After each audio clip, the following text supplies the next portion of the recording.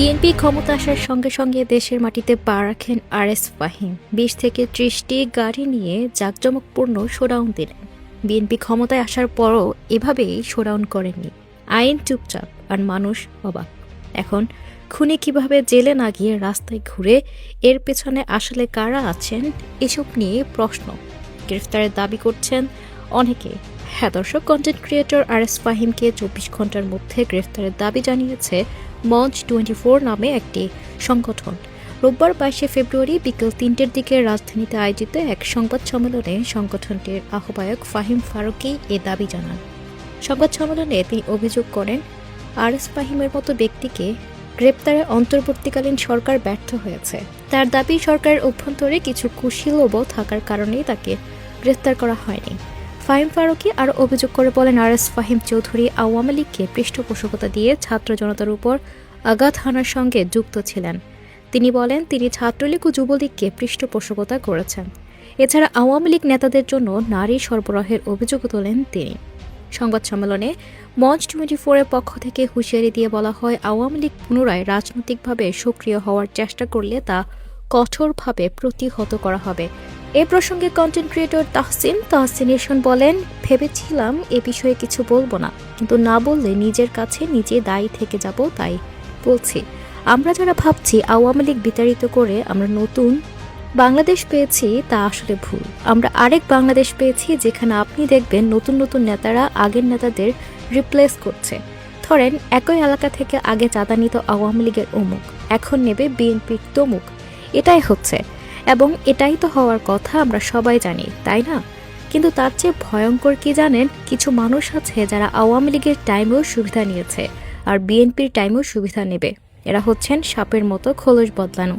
তেমনই একজন হলেন R S Fahim, the chapri king. R S Fahim just দেশে আসলো ঠিক নির্বাচনের পরপরই, সব সেটিং করে।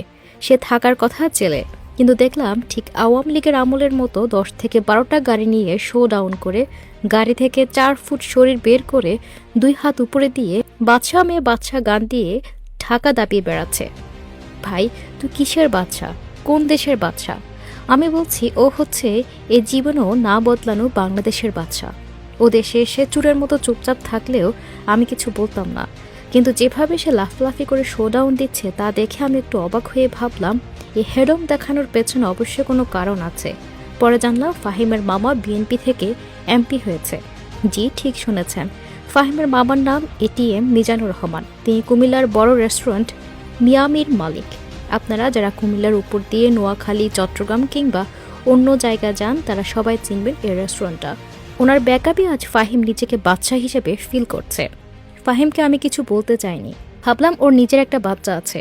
কিন্তু আজকে একটা পোস্ট দেখলাম যেখানে জুলাইতে শহীদ হওয়া কয়েকটা বাচ্চার ছবি দেওয়া, তা দেখে আর নিজেকে আটকাতে পারলাম না, তাই এই পোস্ট দিচ্ছি। ফাহিমের এই ভয়েসটা এখনও কানে বাজে।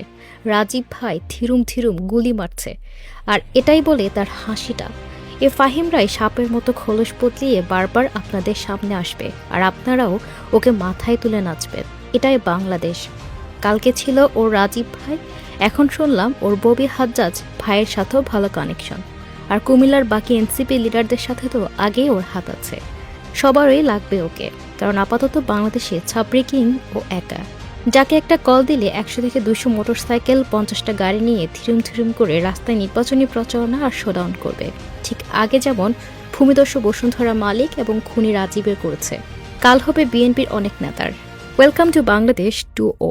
সোশ্যাল মিডিয়ায় ফাহিমের এই শোডাউন দেখে অনেকে মন্তব্য করছেন, তাকে জুলাই যোদ্ধার খুনিও বলছেন অনেকে। তবে এই বিষয়ে এখনও কোনো মন্তব্য করেননি আরএস ফাহিম।